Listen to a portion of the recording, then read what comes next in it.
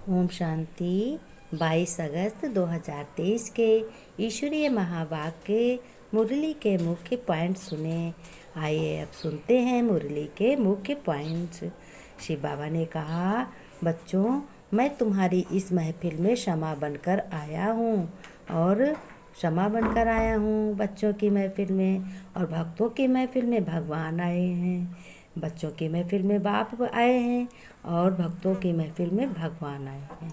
भगवान जो है भक्तों की महफिल के हैं, तो वो वही बाप के बच्चे के बाबा हैं, शिव बाबा हैं। तो है देही अभिमान छोड़, अब तुम्हें जीते जी क्षमा पर फिदा होना है। बाबा ने कहा, देह अभिमान को छोड़कर जैसे बाप की महिमा है, ऐसे तुम बच्चों की भी महिमा भी अपरंपार है। बाबा ने कहा, ऐसी महिमा लायक बनाने वाले बाप को कितना याद करना चाहिए। बच्चे कितना याद करोगे, लेकिन अभी तक भी कई बच्चों का पुरुषार्थ चीटी मार्ग का दिखाई पड़ता है। बाबा ने कहा, अभी तुम ऐसी दुनिया में जा रहे हो जब धर्म श्रेष्ठ कर्म श्रेष्ठ। कहाँ कौन सी दुनिया होगी?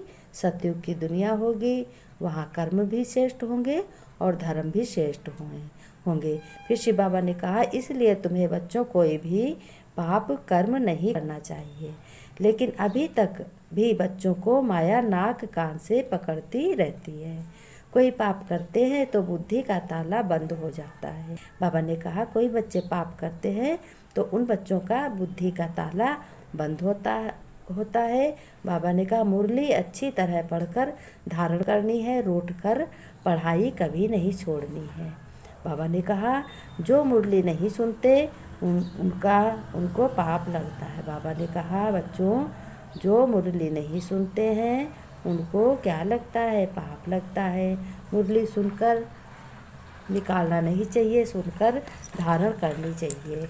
बाबा ने कहा, मुरली की धारणा भी होनी चाहिए और मुरली रोज़ सुनिए। अभी तुम ऐसी दुनिया में जा रहे हो, जब मुरली सुनोगे, धारण करोगे, तभी तुम्हारे कर्म और धर्म श्रेष्ठ होंगे।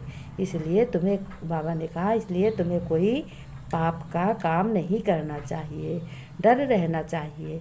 सिर्फ पाप कर्म करने के लिए डर रहना चाहिए और सब में ध्यान से कर्म करने चाहिए। लेकिन बाबा ने कहा, अभी तक भी बच्चों को माया नाक कान से पकड़ती है, लेकिन बच्चे नहीं जान पाते। कोई पाप करते हैं तो बुद्धि का ताला क्या हो जाता है? बंद हो जाता है। फिर बाबा ने कहा, मुरली अच्छी तरह पढ़कर धारण करनी है, रूठ कर पढ़ाई, ये ज्ञान, ये बाबा का नहीं छोड़ना। जो मुरली नहीं सुनते उनको बख्तावर नहीं कह सकते, उनको पक्के बच्चे नहीं कह सकते। किसी बाहर वाले का भाषण सुनने से थोड़े ही स्वर्ग का मालिक बन सकेंगे। बाबा के सिवाय और किसी का भाषण सुनने से किसी बाप के भगवान के बच्चे नहीं बन सकेंगे और सतयुग में नहीं आ सकेंगे। फिर बाबा ने कहा, शिव बाबा ने, अब तुम्हें सच्ची सच्ची सर्विस में लग जाना है और सबूत भी देना है। सबूत भी देना, बाबा ने कहा कि मतलब कितनी धारण करी मुरली, कितना ज्ञान तुमने लिया और कहाँ तक पहुँचे हो, अपनी चेक करनी है। Charity begins at home. Shiv Baba ने कहा, बच्चों, मुरली सुनाने का शौक़ तुम्हें होना चाहिए। इस ईश्वरी सेवा में तुम बच्चों किसी भी प्रकार का सहयोग व दान तो 21 जन्मों के लिए बहुतों का कल्याण होता है, फिर उसका फल तुमको मिल जाता है। बाबा ने कहा, फल भी तुमको मिलता है, कर्म भी तुम श्रेष्ठ करते हो।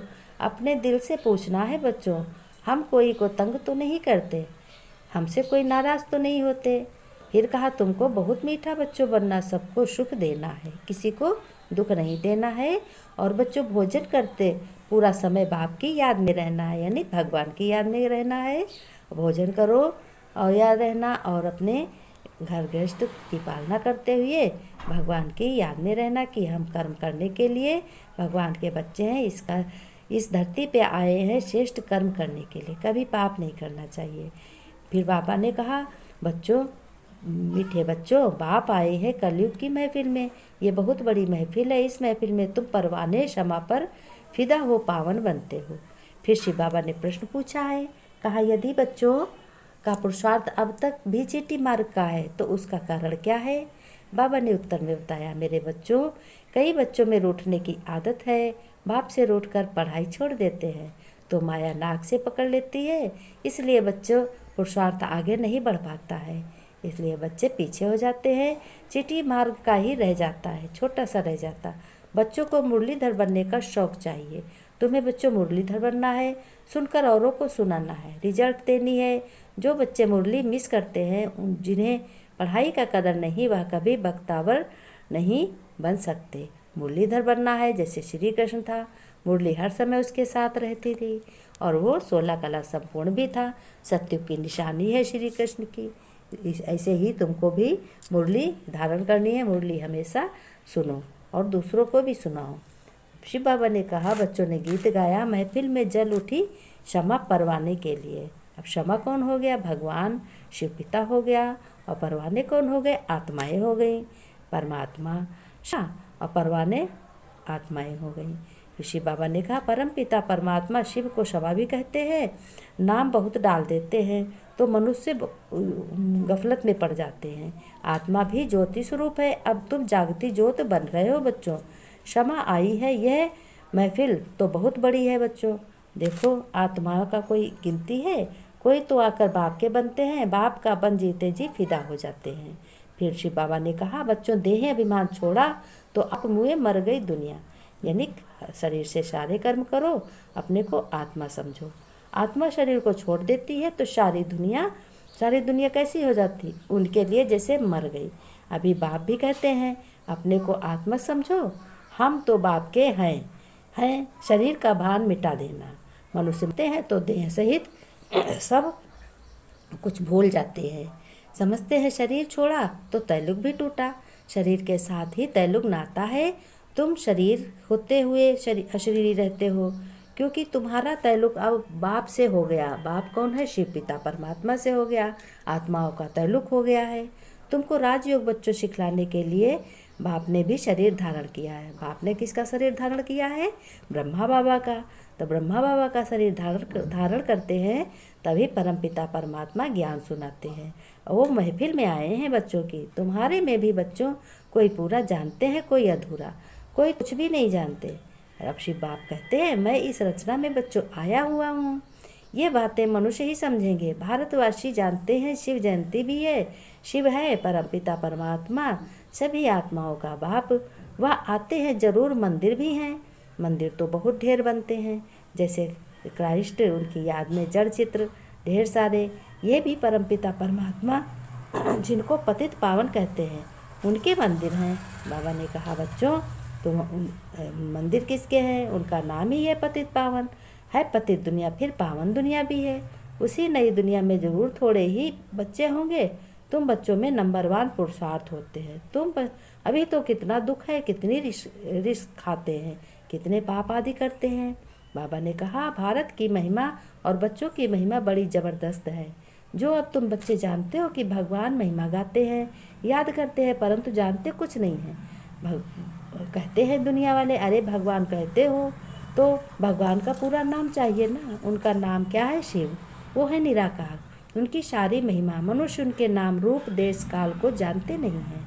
बाबा ने कहा, मैं आता हूँ, परम धाम का रहने वाला हूँ। नाम रूप देश भी बतलाते हैं, परंतु देही अभिमान होने के कारण वो भूल जाते हैं। फिर शिव बाबा ने कहा, माया वहाँ होती नहीं है सतयुग में, और यहाँ बच्चों पुरुषार्थ के प्रारब्ध तुम पाते हो। तुमको कोई दुख होने की बात ही नहीं रहती है। बाबा ने कहा, तुम्हें कोई दुख थोड़ी होता है। पहले पहले तुम सूर्यवंशी नारायण बनते हो, फिर उनको ही बनाना पड़ता। ये अपने बच्चों भल तुम कहा भी नहीं सकते हो। अच्छा, मुरली तो मंगा कर पढ़ भी सकते हो और नुकसान की कोई बात नहीं है। बाबा ने कहा, बच्चों तुम्हें मुरलीधर बनना है तो श्री कृष्ण जैसी याद करो, अथवा मनुष्य से देवता थोड़े ही बनेंगे। ये तो फर्स्ट क्लास दान करता है, जिससे 21 जन्मों के लिए बहुतों का कल्याण होता है। बाबा ने कहा, तुम बहुत अच्छी सर्विस करनी है। बच्चे बैठ सर्विस करेंगे, मकान फिर तुम्हारा ही रहेगा, यानी शरीर तो तुम्हारा ही रहेगा। सिद्धि को प्राप्त करोगे। यह है नेचुरल अभ्यास, नेचुरल को ही बदल देगा। बाबा ने कहा, मेरे मीठे मीठे बच्चे, रूहानी बच्चे, प्यारे बच्चे नमस्ते, मेरे